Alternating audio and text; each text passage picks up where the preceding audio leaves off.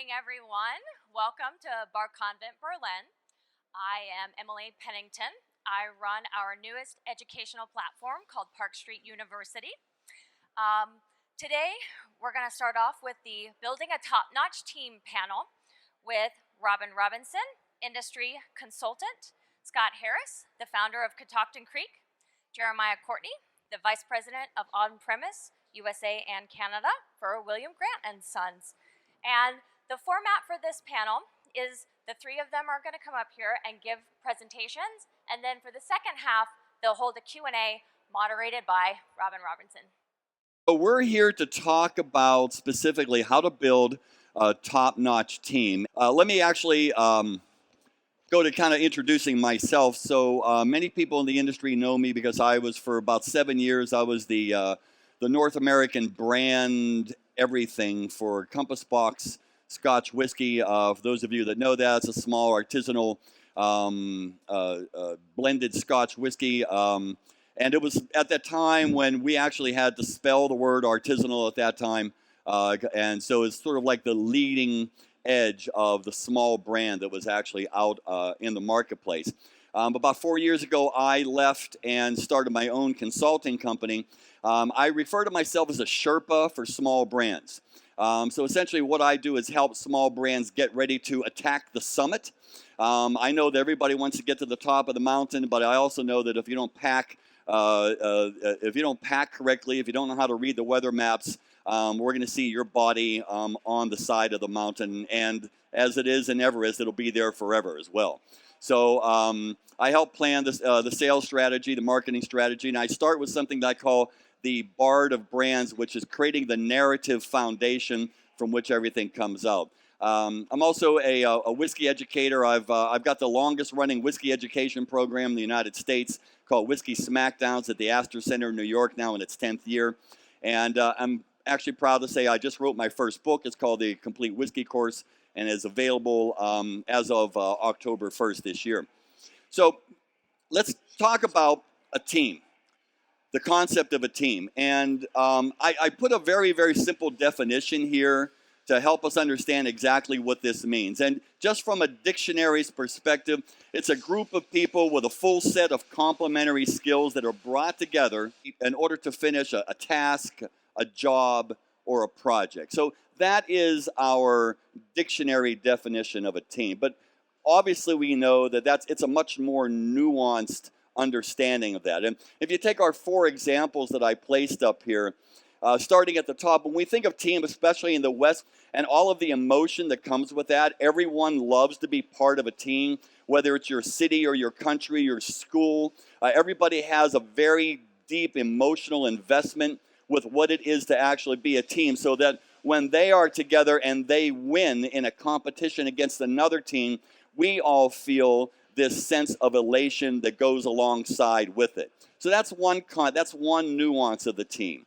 Another nuance would be the idea of going on a quest together, as we have in the middle here with our fellowship. The idea that people are brought together specifically in order to move in one direction, and in so they grow. And they grow the bonds between them as well as grow individually. And fostering that type of a team is a different type of a nuance as well. Then there's times when a team has to come together and just do one thing. And anybody who knows that, for example, in the United States, we have something called OND, right? October, November, December. It's the only industry I've ever been in my life where three months out of the year gets their own acronym, right? OND, it's when everyone's got to pull together and get over the finish line, right? Has got to make that number, get those points of distribution, get that the pull through going. And then there's something that's sort of like, typified by the Marx Brothers here, where there's a sense of not only camaraderie but timing, and a sense that when they're together, they elevate themselves into a whole other area. There's almost like the Zen of team. And that's another nuance of what team is as well. The problem with that, well, not the problem, but the idea of this is this goes back, and I can almost make the argument, I'm sure many anthropologists can make the argument, that it's encoded in our DNA. right? We've been programmed since the early times of humankind to act in accordance with each other in order for us to all survive and then get to the next step together. Our language was created in order for us to communicate between team members. We have this natural affinity for each other to group together, to get succor and ease from each other, as well as to go out and actually bring down the mastodon, to bring it back into the cave in order for us to survive till the next day. So we've got this internally set inside of us of what it is to be a team member. The problem is today. The problem is in the modern condition, we also have this contradiction of the individual.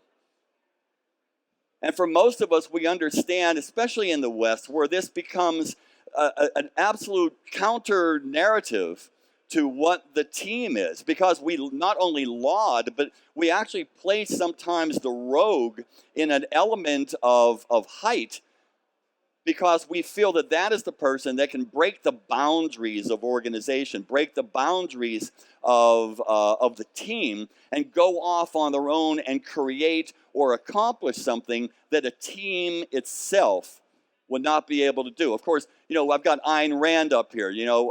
She was probably the modern idea of what it is for the individual to go alone. Howard Rourke blowing up the buildings at the end of the Fountainhead, for example. James Bond, right? 007 has his own license to kill. He's the rogue outside of MI5, and of course now we actually give that idea to the word entrepreneur. Right? Entrepreneur means what? The person who goes it alone, the Elon Musks of the world, that kind of track their own place out there outside of what the team construct is. And eventually what happens is that creates a real confusion, especially when it comes to management. Because at the end of the day, you have to pull the team together if it is to be a team. And that creates a management paradox. Now, when you think about what has happened, current management methodology is one of the things I've got the biggest problem with, is because it's still a methodology and a paradigm from the 19th century when trains were meant to run on time, and then Henry Ford created his factories where everybody did one particular thing, and then the manager essentially just made sure that you did that one particular thing all the time and kept pace.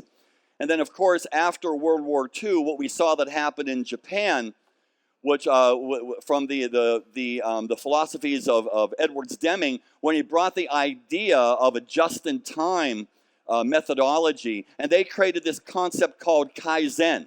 And Kaizen is this very slow and very organic approach to creation, right? And all the team members are now organized in a much different way than they are from the typical top-down paradigm. And so we have these together that are now hand in hand with each other in modern day in 2019, and across the liquor industry, which is probably the most diverse of all the industries that I've worked in, where you have top-down management with a very flattened-out management, and these are actually coexisting at the exact same time. And the problem always is, at the end of the day, is how do you keep people focused? How do you keep them working together and not working apart from each other, but at the same time moving the policies or the objective of the organization forward while maintaining for them the sense of individuality that we all need and we all demand now in the early 21st century. So in order to typify this, I wanted to go back to one of my early days. I was trained as an actor for many years as a professional actor in New York, Los Angeles, and around the United States. Anybody that would give me a stage, I would get up there. But I saw in theater, when you're trained in theater, you're trained in the ultimate collaborative effort. When you go on stage, what you're seeing there is weeks and months of work in order for a group of individuals, highly individualistic individuals, to work together as a particular unit. And this was typified for me, and for this day, 35 years later, this still rings in the back of my head as one of the best examples of this. I went to go see a play that a friend of mine produced, and he produced it in the woods. And we got on a bus outside of New York City, and we went to the woods in New Jersey, and we walked down the path. And as we came down the path, we encountered the play in the path. And it was really magical. And we were watching the players in this natural setting doing this play. And then all of a sudden, of course, this is now, the sun is starting to set. And of course, I'm thinking, now what? At what point do we just lose this? But the director did something absolutely brilliant. He mounted a flashlight on everyone's head. So when it got dark, everyone who was speaking was focused by everybody else in the cast, so that all the focus was on that person. And when then that person spoke, we all focused over there. And when that person spoke, everyone focused over there. And it was this brilliant example of how teams work together to focus the individual, knowing full well the trust that it was going to come back to them as well. So I'm going to tell you a little bit about my brief history with this company, so that to give you some context for what teamwork is all about with a company like ours. We are a small distillery based in Virginia in the USA, and we started the company. We is my wife, Rebecca, and myself. So we started the company as a husband-wife team, so we started with a team of two. And they say, of course, marriage is a type of teamwork. It takes teamwork to make a marriage survive. It's always work, all of these things that you hear. And it's very true. What makes marriage even more difficult is then to go into business together. So we had some early experience with that. And then, of course, growing to where we have employees, and I'll talk about that in a little bit. But the way our company came about, let me start at the very beginning.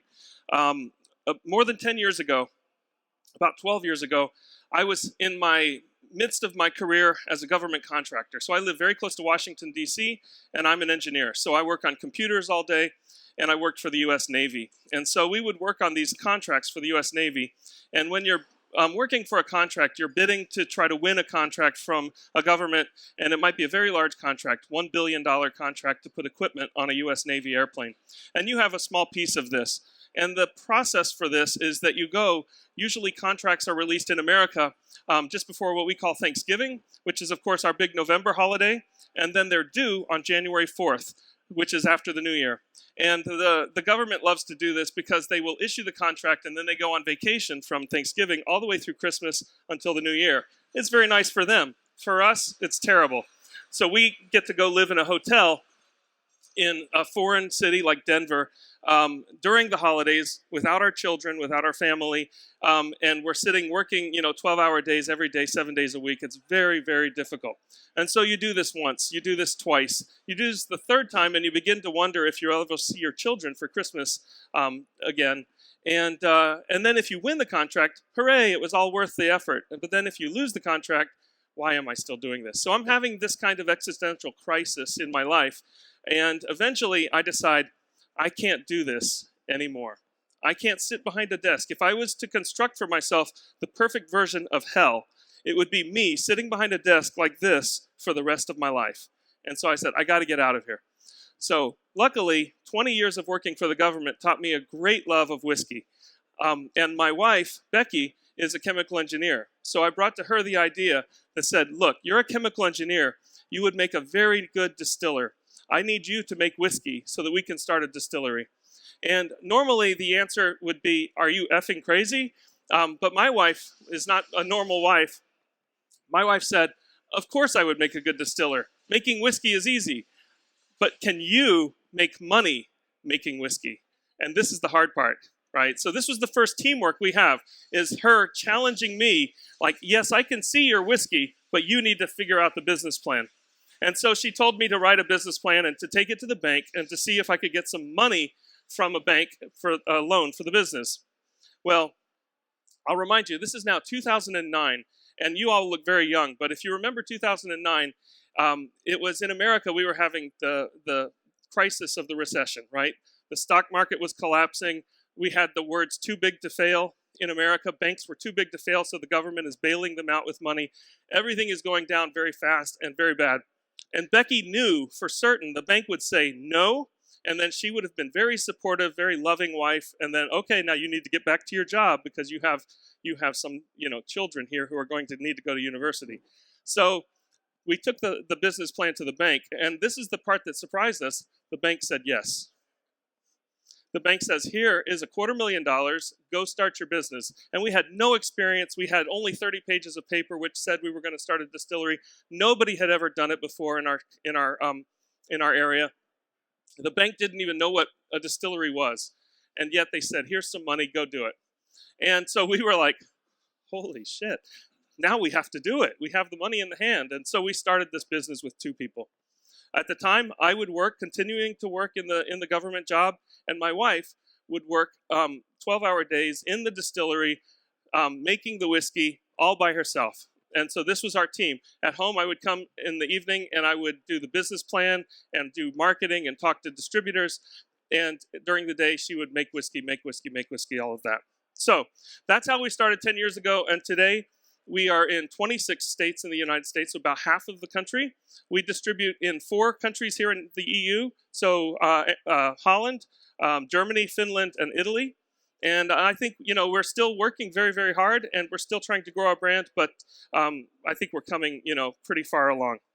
So let me get into the presentation then. So this is just a little bit about us. As I mentioned, started in 2009. We produce rye whiskey. Rye whiskey is Virginia's native spirit. So if you were living in Virginia at the time of George Washington, 1700, 1800, you were drinking rye whiskey. And nobody, even in Virginia, knew that when we started. It was our purpose to teach people what their native spirit was in our home country, in our home state. All of our whiskey is single barrel and pot stilled, as it was back then. And as I mentioned, now we have a small company of 20 employees producing about 45,000 liters, so still very, very small production level. So in the early days, management was easy, just husband and wife. Well, as easy as husband and wife can be. Sometimes, at the very first year that we started, we had our first major argument about something, and I thought to myself, with a real panic, I thought, oh my gosh, in going into business with my wife, I have now ruined my marriage. So this teamwork was something that we needed to work out, and we did, and we continue to work on it. As we grew, though, we started adding employees and increasing our organizational complexity. So every time you add another employee, there's 2 more connections, 3 more connections, 4 more connections as you add each employee, and the interaction of all those employees together becomes quite complex. So morale is very important. So we want to provide a fun, team-oriented environment while we demand absolute perfection from our employees. We have to give the employees the big picture. Sometimes you get lost in the details of the working day and all of the things you must do, and you forget to take time to come back and say all the big successes that we have as a company, which people really want to know and really motivates them to continue to do a good job. For our part, we also gave employees equity, so that means a share of the company ownership. And this is very important because it provides a motivation for that employee. Now they are motivated by the same things you're motivated by. Everybody's an owner. And that's very, it's a very generous thing to do, but it also is selfish in that we want to have everybody on the same page marching towards the same goals. For key employees, I read once that we have to always overpay the key employees. You don't want your best distiller or your best general manager to be stolen by your competition. And so this is important. We also have excellent, beyond the norm for our field, excellent benefits. So in America, we are offering retirement savings plans and health insurance and all of these kinds of things, which are very, very costly, but also very important to motivate and retain employees. In our business, it was never easy to find somebody who already had experience doing what we're doing. Nobody is doing at home what we're doing. So I can find people and teach them how to make whiskey, but I can't teach somebody to be a good leader, to be honest, to be hardworking, to come on work on time. Those kinds of things are more important.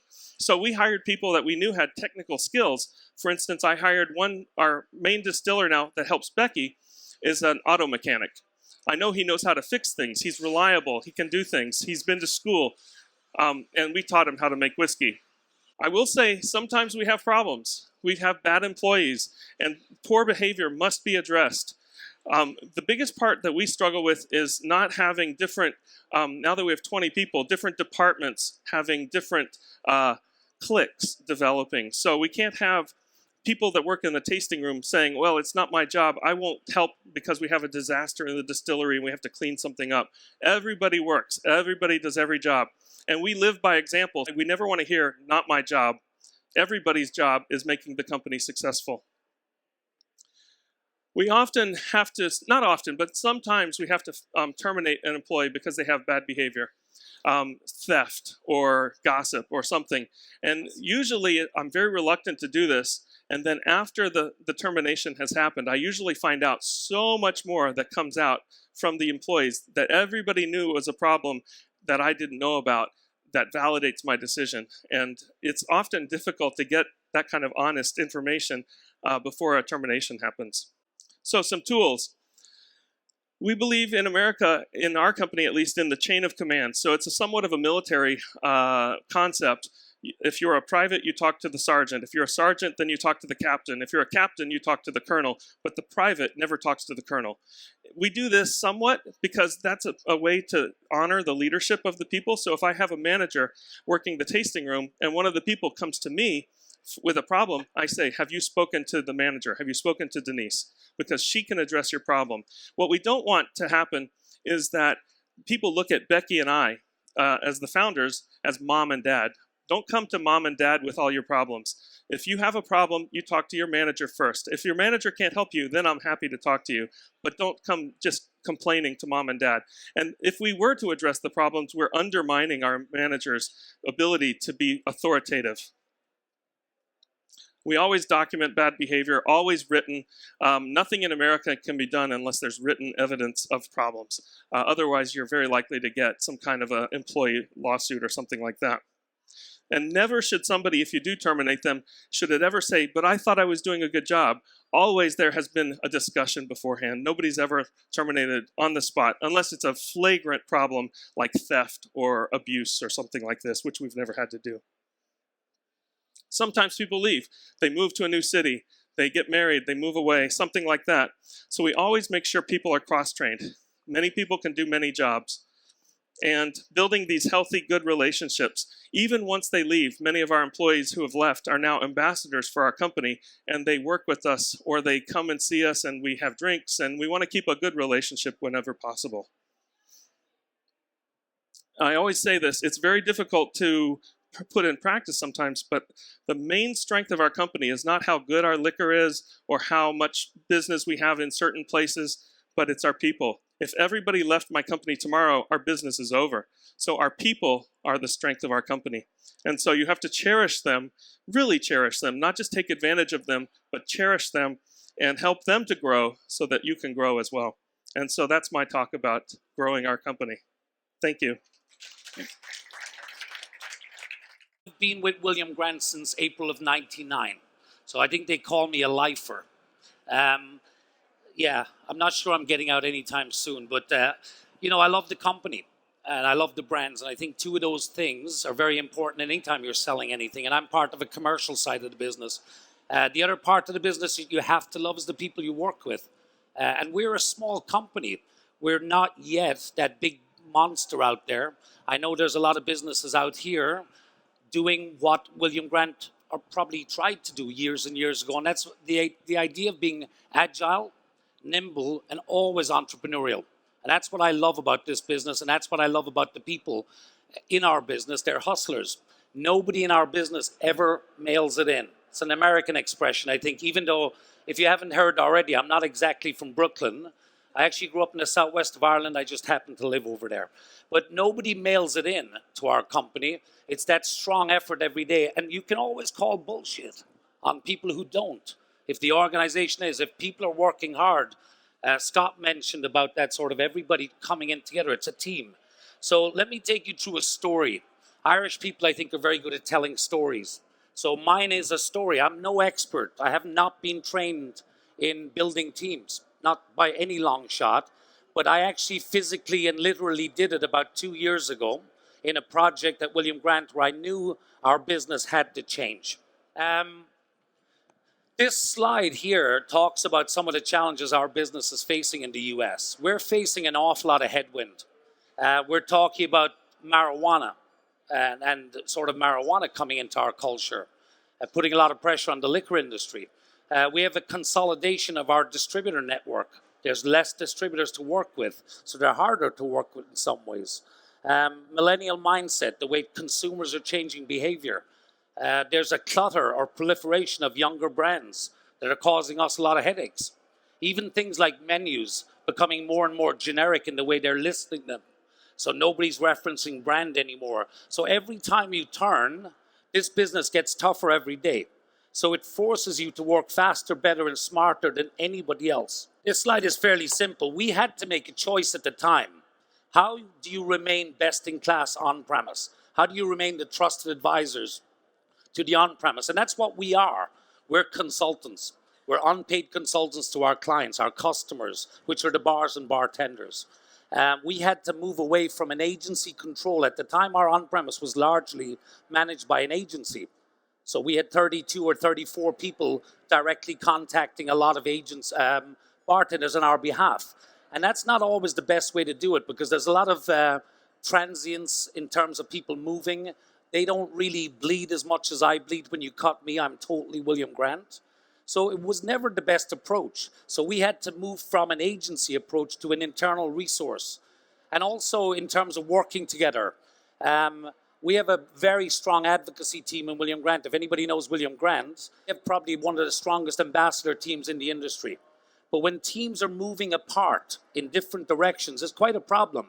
If you have a commercial organization that's driving to get to a number, and they're looking at December 31 as their cutoff date, versus an advocacy team whose job is to build brand equity or build brands of long-term enduring fame. These are words a little too corporate maybe, but they are what we do. We have people going apart. It's never a healthy thing, so we had a choice to make. And what we had to do was find the right balance. It's about that tension between getting to a number and a tension between building and doing things the right way.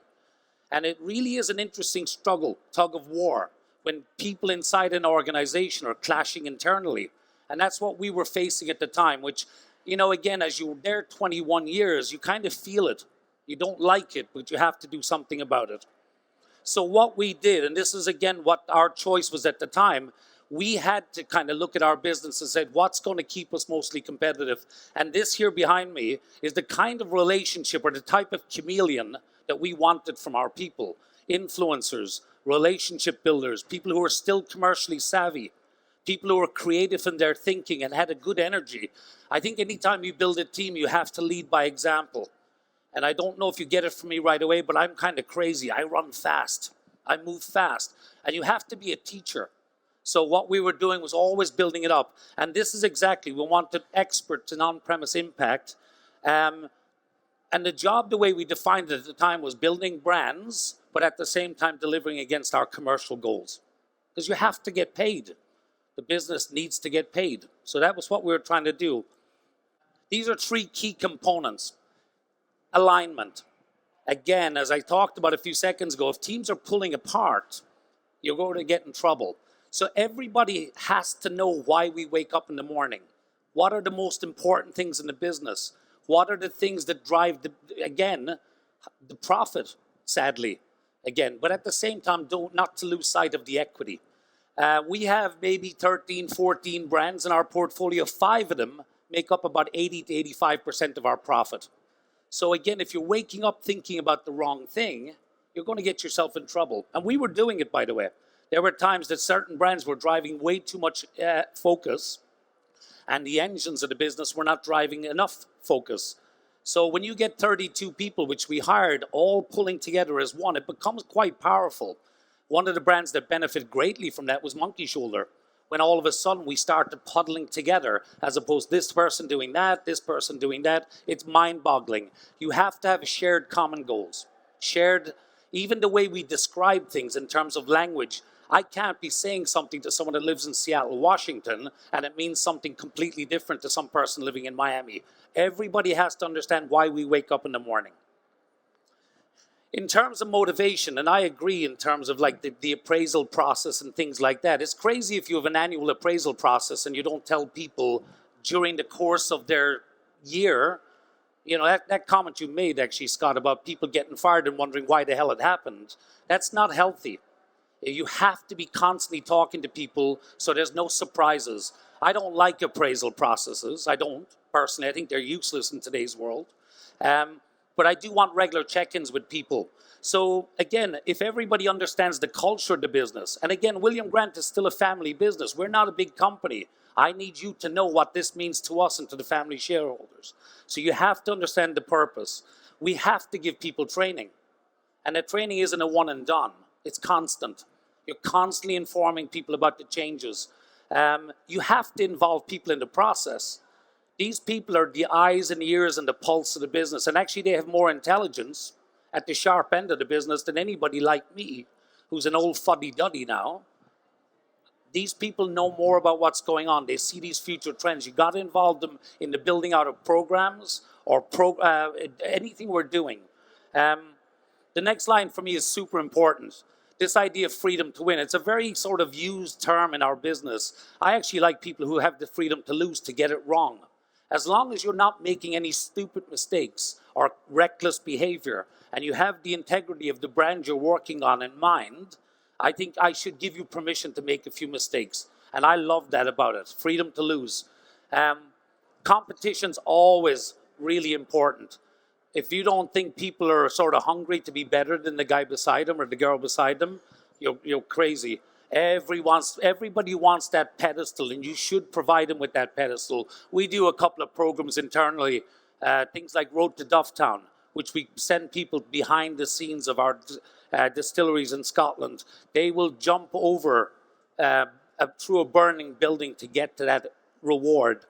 And then in terms of benefits, bonus, Scott mentioned it as well. The thing I like about that is the internal PR. Everybody would like that pedestal to talk about it. Certainly in an organization like ours. We're not that big, but you can get lost. So I want people to stand up and be recognized, and I think it's a very important thing. The last thing I want to talk about is the idea of managing different people, generational, which is absolutely, I won't call it nightmarish, but it's hard work. Because you've got a different mindset now. You're bringing people into your business that are not from probably the management's age group or mindset. These people are less likely to be bothered by authority. They don't care as much, which is a beautiful thing. Actually, I'm the dad of 3 millennial children. I know I look young, but they're 21, 23, 25, and absolutely knowing what they're all about has helped me a lot. They want to be heard. You have to constantly talk to them and seek feedback. They want results and they want reward. Anybody who tells you that millennials are actually lazy or millennials get a lot of hard shit.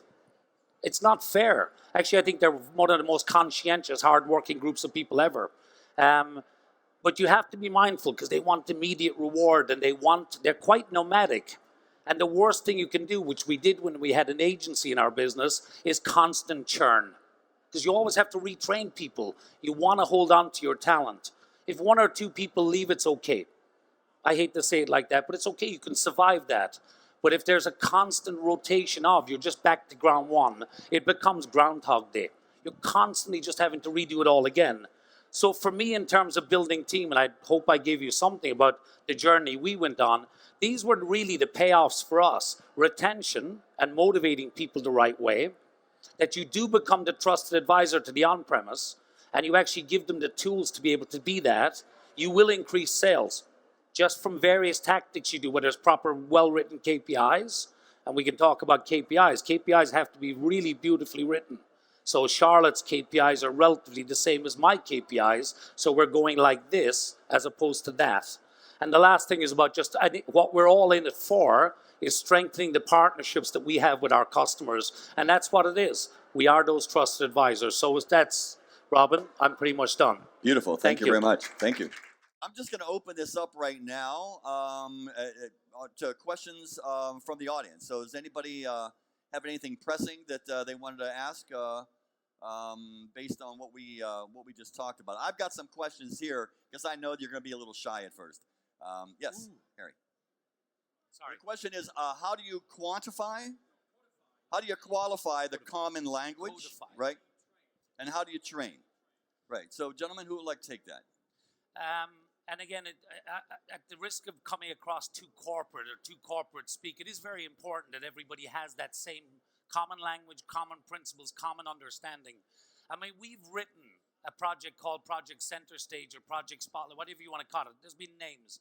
And it basically is, it breaks down the idea of how you allocate time, energy, and resource to the places where you want to do the business. So you start putting names to things in terms of a key account that you have to win with is called a lighthouse account. The style of account, many people have different language. Prestige, select, premium, mainstream, tier 1, 2, 3, 4. So we have our language internally. We're constantly teaching people. We don't test anybody. It's not like you have to go out there, audit 20 accounts and come back and I'm going to see if you got it right. If a hotel is not a hotel, is not a hotel, is not a hotel, the way I walk into a Ritz-Carlton is very different as a consumer the way I'd walk into a Holiday Inn. My expectations are different, etc. But if Scott and I get into an argument about the difference between a Ritz-Carlton versus a Holiday Inn, one of us is wrong about certain things. If you get into an argument about the Ritz-Carlton and a St. Regis, we're splitting hairs. It doesn't matter. So we're not looking to kind of test people to the point where it's a quiz. We just want people to live and breathe it. We do have things like execution standards in terms of distribution against visibility, whether it's menu, POS, or whatever, activation, whether it's bar, theater, or ritual. So we do have standards that we ask people to live up to, and it becomes part of the vernacular. But we allow for some scope or sort of a range of thinking, but we don't want people to make it so wide. So you have to build it. You have to build a company standard and educate people. But I would say the most important thing is constant reinforcement, because everything is as good as its last update. And if I haven't talked to you about it for 15 months, you've got 15 months. People are like goldfish. You know, there's a 6-second memory span here. So that's part of my answer. Scott, do you have anything to add? Just like at Grant, we also have some training and we have some written procedures and agreement on mission statements and things like this. But one of the things that we do that I find very useful is every single employee in my organization, whether they're a sales ambassador or they simply do tastings in a liquor store on Friday afternoons, has come to the distillery and put in a day of work at the distillery, making the mash, making the distillations happen and all of this stuff, because I find that even if they are very young, older people might question their knowledge of whiskey. And if they've made it themselves, they've actually made the whiskey and filled the barrel at least once, then they can speak very confidently about the process. And it's also quite fun. Can I just add one last thing to that? Yes. The thing, too, is that if my language or my approach is different from the brand teams when they're writing brand plans or the advocacy team, if we're not all doing it together, it's going to break down dramatically. So your brand plans have to kind of match up against. So it has to be that consistent thing through the business. On its own, it's useless. Okay, I've got a couple questions I just want to do as a follow-up here as well. So we talked about like this hierarchy of retention, and the words that came out of here, both of your presentations, were money, financial reward, the perks like, health insurance. I know in Europe you think that's crazy, but this is the United States. The sense of autonomy, right? Equity that you would give in a small company, the education and the training that you provide, and the fostering of communication. So a dual question here, and Scott, why don't you take this one first? Which of those would be, if you had to pick one as the foundation, which one of those would be the foundation of this hierarchy of retention? Because putting together a team is one thing. Keeping the team becomes another thing altogether. Sadly, I do think in the U.S. it's probably the benefits package.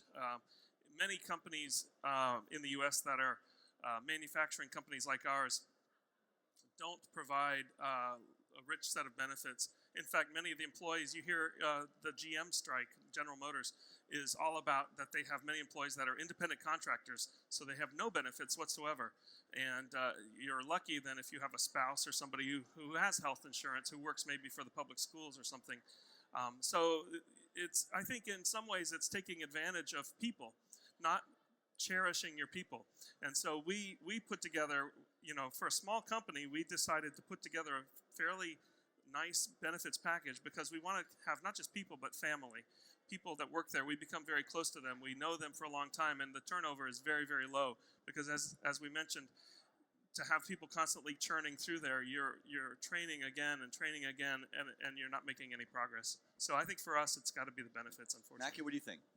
All of that, sadly, the benefits part of it, the bonus package, etc., all so important. I think the other two things that I get from sort of holding on to people and making them feel really involved in the business is, again, a personal development plan. Sounds, again, horrible, but if I can show you a career path in our business, and people are very ambitious, what's my next move? And you have to help them get there. If a job success profile, or whatever they call it, comes out in the business, if you're not eligible for that job, I'm doing something wrong if I'm not training you for that next gig, whether it's pricing or programming or distributor management. So if you want to go further down the commercial side of the business, I have to say to you, what in your skill set is missing for that next thing? Because people are ambitious. I don't want to train people up to give someone like Pernod Ricard or Diageo the benefit of what we've developed. I want to hold on to them in our business. It's so important. And I think the other part of it is making people feel like they're actively involved in the success of our business, and like giving them that skin in the game, and giving them that profile. I wish I had skin in the game and that equity. We don't do that, but giving them that sort of platform to get up on. We have a thing called Stand Fast Awards where we teach people up, and people love that recognition. Right. Recognition's a beautiful thing. Thank you. Anything? I've got a couple more questions here. So this is particularly relevant now, and it's a sensitive subject. It's the Mackie, you spoke a little bit about the differences between, the millennial generation. So there's balances in every organization. You have new people coming into and then you've got older, seasoned people. So there's a balance of newbie and older. There's also the idea of gender as well, and dealing with gender equality and gender inequality inside of an organization. So, what do you how do you and William Grant address that? I'll do the gender thing first. I mean, our industry in the U.S. is male-dominated beyond belief, and it's not, it's changing, thankfully. I'm the dad of 3 daughters, so I call myself a feminist. I'm not. But of the 32 people we hired, it wasn't deliberate. We weren't searching for a higher percentage of female, and we just recruited 24. Of the 32 we hired happened to be women, and some from different perspectives and backgrounds, minority backgrounds. It's important for our business to have that view. America's changing. I mean, if you look at the demographics of the U.S., you have to build an organization that understands that mindset. So the inequality, I think, thankfully, is breaking down inside our business. Look, in terms of millennial and managing millennials, it's tough. More of the the balance, because you've got older, seasoned, like you, in the organization, and each one of them, they go to market differently. Yeah. They think about team differently. They each have different needs. One has a little bit more maybe conservative needs. The other one has a little bit more wide-ranging. How do you balance that out? For me, it's about how they sort of want to communicate. And one of the biggest challenges that I have people who work for me who are millennials, and they love to text, everything text. And the problem with text, in my view, I'm an old guy, is that there's no history there, right? I can't go back and search it later. Oh, what was that form that you sent me from the festival? So that's very difficult. And they love to text late at night. And again, I'm an old guy, so I go to bed early. And I start getting texts at 11, 12, 1 o'clock in the morning. And this is useless to me, So agreeing on methods of communication. And in some cases, I would say educating them to say, look, for official things, I need you to put it in an email, right? Text is for like, oh my God, it's an emergency, the building's on fire, please leave, and anything else is like, let's talk email. So, good, thank you. So there's another aspect here I think it's really important, and this came out in both of your presentations, which is this idea of risk-taking. It's interesting, if you were to, I think the older you get, the more risk-averse you get. The younger you are, the more willing you are to take a chance. But then there's the opposite of that, where sometimes young people do not want to make a risk because they want to, they've still got a career that they see. So how do you manage that? The idea of helping people to learn to fail is huge. When I was in the theater, that was a big part of being of an actor's life is the risk of failure that you took in order to achieve something greater. But so from an organizational standpoint, how do you manage that? The whole idea of encouraging risk and yet managing that at the same time. I'm being honest here. I kind of made a career out of taking risks, and I have this sort of my own expression is seek forgiveness, never permission. Again, as long as it's not reckless, I think again you should invite people or encourage people to take calculated risks. We provide a certain amount of discretionary budget, so we have tools that we give our people. So these are prescribed by brand teams to achieve something: distribution, advocacy, activation. But what we do is we give them a discretionary budget for them to play. Now, there are rules to it. It's not completely like do whatever you want, but it is about sort of testing things. And it really is about the magic. And what we want to never lose sight of in our business is that magic. It's what gives us a point of difference.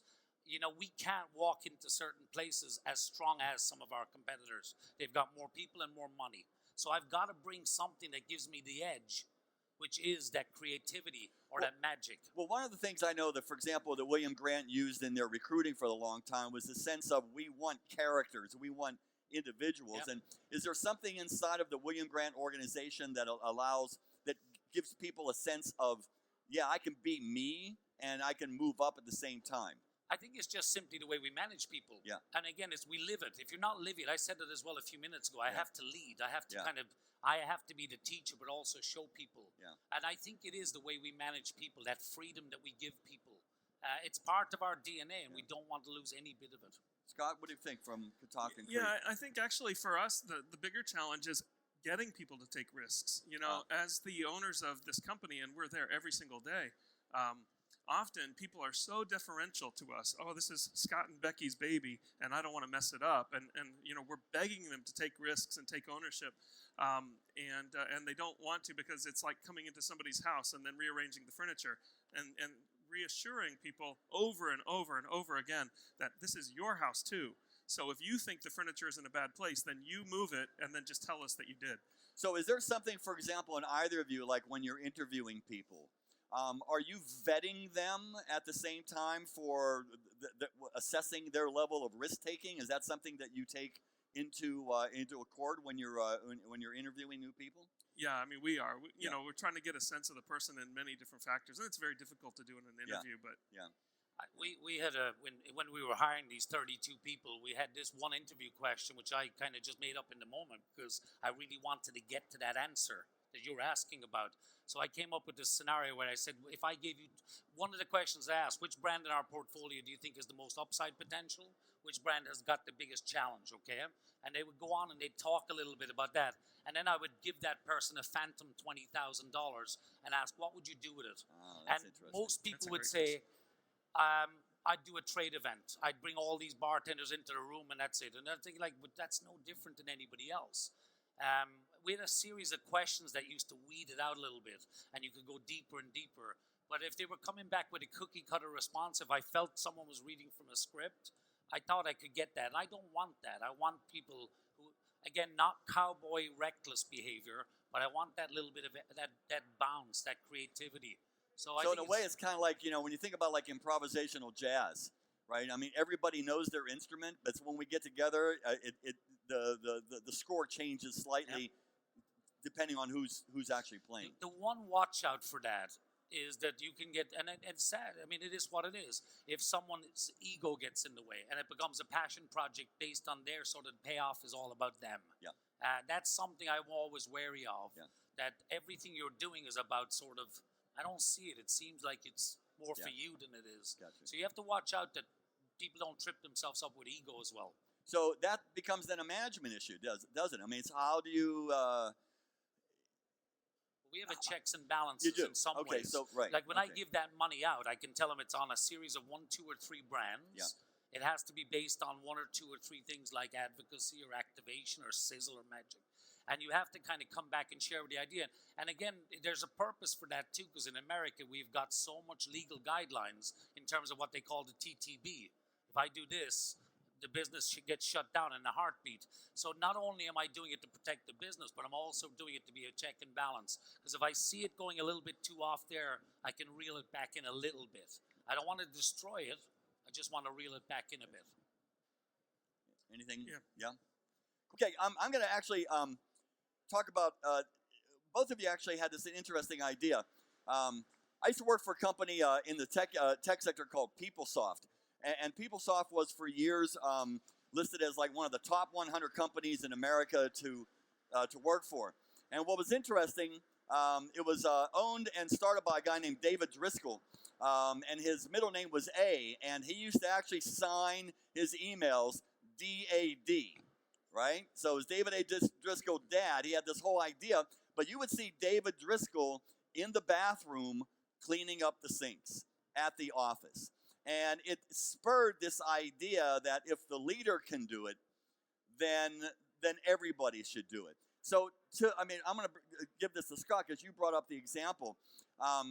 Has that ever backfired? Has that ever sort of like produced a result that was unanticipated? That No, I think lead by example is, I still think, a very important thing, and it doesn't necessarily mean that it happens, that people will do all these things. So, usually if we have some kind of crisis, like we have a machine fail in the tasting room, an ice machine or a dishwasher or something like that, people they used to bring it to me and say, it's broken. And and I'm in Berlin on a trade show, a week away from home, and what am I going to do with the dishwasher, So trying to get people to instead say, Scott, the dishwasher is broken, to say, Scott, the dishwasher is broken, but I called the plumber, and he came and fixed it, and it's only going to be $300 to fix it. That's the goal I'm going for. And it's really hard to get to that point because I still get people, even yesterday, an email from somebody saying, I have this crisis, and I need you to fix it. And I'm like, I'm in Berlin. I can't fix it. You can do this, just do it. And so I do sort of play the dad role, sometimes, but I try not to be too condescending, just empowering people like, no, you can do this. This is within I give you the permission to do these things. Yeah. All I would say to that, Robin, and I have evidence here in the corner, I'm the best bar back in the industry. I can't shake to save my life, but if you want ice, cut lemons, drag boxes around, I'm there. Right. So I will roll up my sleeves and again lead by example. So it's the egolessness of leadership, then, right? Yeah. Very Kaizen, approach. I would say one more thing on that, which is interesting. We have people who have started out, in a low position, who have become managers in time, and to become a new manager is, they often don't know what they need to do, and sometimes they think they need to be yelling or making commands and being very like a drill sergeant in the Army. And we have to remind them, you don't see Becky doing this. You don't see me doing this. We lead by silent example more, and we tell you clearly what we want you to do, and do you have everything you need to do it?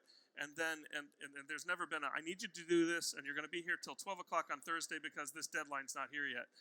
Give the rules and then let them do the job. Right. Can I just tell a quick story? When we gathered the 32 people for the first time, we did it in Denver. A lot can go wrong in Denver. It's the first state that you can actually partake. And we did the meeting deliberately away from a traditional hotel setting. We did it in an urban winery. And I did not lay on transport. I did nothing. And people, of course, all of a sudden need to be handheld. How do I get there? I said, I don't know. I gave you the address. And they were like, what? How do I get there? And I said, look, if your friend was having a party tomorrow night and they told you it was at such and such a place, you'd figure it out. You know, I don't want people, again, to be needy. Yeah. In all that. If I can get there, surely Yeah. you can figure it out. I think you have to manage people in a sense as like, I'm not going to babysit you. Right. You know, you got to figure Not things mom and out. dad. We're not mom and It's not dad. mom Not mom and dad. Right. That's we're at the end of our time period. So again, I want to thank Emily and Park Street for giving this opportunity to address this, and I hope you got something out of it. And enjoy the rest of Bar Convent.